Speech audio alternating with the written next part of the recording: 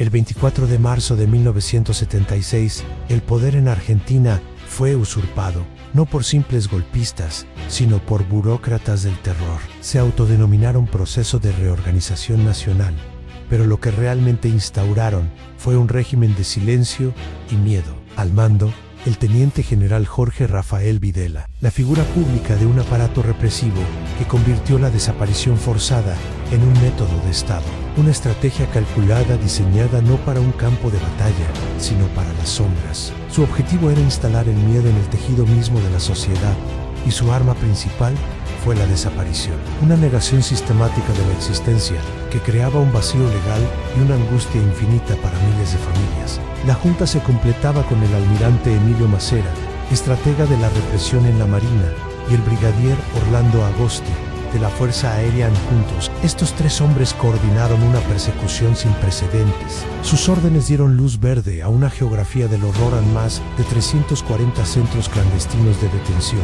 Lugares como la ESMA o el Campito se convirtieron en espacios anónimos, donde la dignidad humana era sistemáticamente aniquilada. Fue allí donde se institucionalizó el robo de bebés, un plan meticuloso para apropiarse de los hijos de los detenidos y borrar su identidad. Videla mismo lo definió con un cinismo escalofriante: el desaparecido es una incógnita, no tiene entidad, no está ni muerto ni vivo. Esta frase no era una admisión de ignorancia, era la definición oficial de su método, pero frente a este poder absoluto surgió la resistencia. Las madres de Plaza de Mayo, con sus pañuelos blancos, se convirtieron en el desafío más emblemático a la autoridad omnímoda de la Junta. La respuesta del régimen: escalar la represión. En diciembre de 1977, un grupo de tareas, bajo el mando de Massera, infiltrado por el capitán Alfredo Astiz, secuestró a Azucena Villaflor, una de las fundadoras de las Madres, junto a las monjas francesas Léonie Duquet y Ales Domonan. Su destino fue el mismo que el de miles. Fueron secuestradas, torturadas y finalmente arrojadas al mar en los infames vuelos de la muerte. La Junta quería demostrar que ni el reclamo más pacífico quedaría impune. Sin embargo, la impunidad no fue eterna. Gracias a la lucha incansable de los organismos de derechos humanos, los máximos responsables finalmente comparecieron ante la justicia en el histórico juicio a las juntas de 1985. El mundo fue testigo de cómo se desmontaba. Ante los tribunales, la arquitectura del terror. Videla, Massera y otros integrantes de las juntas murieron en prisión, condenados por crímenes de lesa humanidad. La justicia, aunque tardía, confirmó lo que las madres y abuelas gritaban desde el primer día: hubo un plan sistemático de exterminio y robo de niños. Los arquitectos del silencio creyeron que su poder era absoluto, que podrían borrar a las personas de la historia, pero no pudieron contra el eco de la memoria. La verdad, sostenida por el coraje de quienes buscaron sin descanso, se convirtió en el legado imborrable de una nación que se rehúsa a olvidar. Mi hijo Ann se llamaba Juan Ann, o quizás Pedro, o Marían la verdad. No importa el nombre, importa el silencio que dejó en mi casa. Un silencio que grita desde el teléfono que no suena, desde la cama que no se ha deshecho por la mañana, desde el plato de comida que se queda frío sobre la mesa, un vacío que lo llenaba todo. Durante la dictadura militar, la noche se tragó a miles. El gobierno los etiquetó como subversivos, como una amenaza, pero para nosotros eran simplemente nuestros hijos, nuestros hermanos, nuestros amigos. Los desaparecidos, ¿dónde estaban? Nadie sabía. Y peor aún, nadie se atrevía a hablar. El miedo se había convertido en la única ley y el silencio era su cómplice. Cada día era una tortura. Cada puerta que se cerraba, cada coche que frenaba en la calle, el corazón se nos encogía. Nos decían que olvidáramos, que siguiéramos con nuestras vidas. Pero, ¿cómo sigues adelante cuando te han arrancado una parte de tu alma?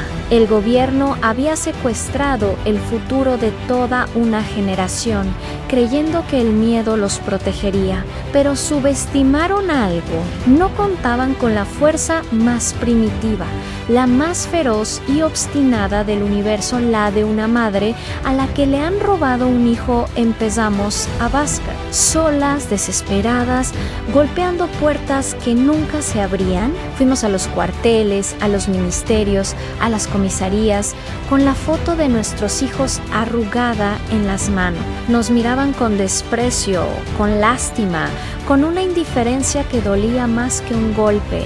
No hay registros. No insista, señora Ann, vuelva a casa. La respuesta era siempre un muro de burocracia, de mentiras, de silencio oficial diseñado para agotarnos, para vencernos por cansancio. Pero la desesperación a veces se convierte en un extraño tipo de combustible. Una tarde, sin habernos puesto de acuerdo, unas pocas nos encontramos en el corazón del poder, en la Plaza de Mayo, justo frente a la Casa Rosada, el palacio desde donde se dictaba nuestro dolor. Éramos un puñado de mujeres, paradas ahí, sin saber muy bien qué hacer. La policía no tardó en llegar. La orden fue clara y amenazante: Ann circulen. Está prohibido agruparse. Nos miramos, en el miedo seguía ahí, helándonos los huesos. Pero también había algo nuevo, un chispazo de desafío en los ojos de las otras. No podíamos quedarnos quietas, la ley lo prohibía, no podíamos gritar, nos llevarían presas, pero sí podíamos movernos. Y en ese instante nació una idea tan sencilla como brillante. Íbamos a caminar, empezamos a dar vueltas alrededor de la pirámide de Mayo, el monumento central. Primero una, luego otra, lentamente, en silencio. Nuestro movimiento se convirtió en nuestro grito. A medida que los jueves se repetían, necesitábamos algo más, un símbolo que nos uniera, que nos identificara, que le dijera al mundo quiénes éramos, sin tener que pronunciar una palabra. Y la respuesta estaba en nuestros recuerdos más tiernos, que teníamos que fuera más puro y más fuerte que su memoria. Tomamos el pañal de tela que usamos para nuestros bebés, esa pieza de algodón blanco que había envuelto sus cuerpos, y nos lo atamos a la cabeza. Ese pañuelo blanco se convirtió en nuestro uniforme y nuestra armadura. Era un símbolo con un doble significado. Ann representaba el vientre que los había llevado, la vida que les dimos, pero también el vacío que habían dejado. Era la pureza de nuestro reclamo contra la oscuridad de sus crímenes. Para los militares y la policía, éramos simplemente las locas de la Plaza de Mayo. Nos gritaban, nos insultaban, nos veían como un grupo de mujeres desquiciadas. Pero se equivocaban. Ese fue su Mayo, era error. No éramos subversivos.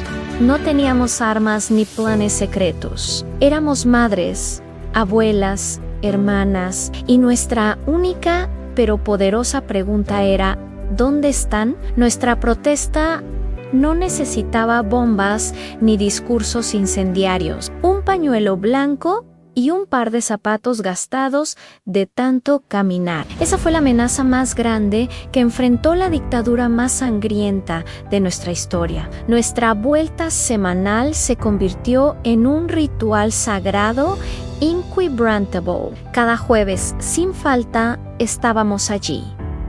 La represión intentó detenernos. Secuestraron y asesinaron a algunas de nuestras fundadoras, como Azucena Villafleur, pensando que el miedo nos haría retroceder. Pero lograron lo contrario. Por cada madre que caía, 10 más se levantaban para tomar su lugar. Cada jueves éramos más en la plaza. Empezó a llenarse de gente que venía a apoyarnos. a caminar con nosotras.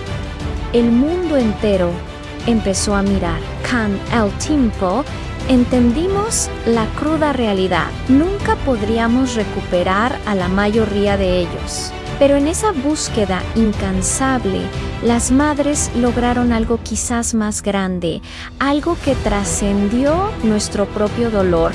Rompimos el pacto de silencio. Obligamos a Argentina y al mundo a mirar de frente el horror que se pretendía ocultar. Transformamos nuestra lucha personal en una bandera universal por los derechos humanos. Hoy, si caminas por la Plaza de Mayo, verás sus siluetas pintadas en el suelo.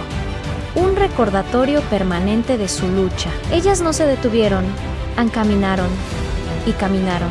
Y en esas vueltas que parecían interminables, la búsqueda de un hijo se convirtió en la causa de un pueblo. La angustia personal se transformó en un grito colectivo de justicia. Y el silencio por fin se rompió para siempre. Gracias por acompañarme en esta historia tan importante. Si crees que estas memorias deben seguir vivas, por favor, dale like a este video y suscríbete al canal para que juntos sigamos descubriendo las historias que se niegan a ser olvidadas.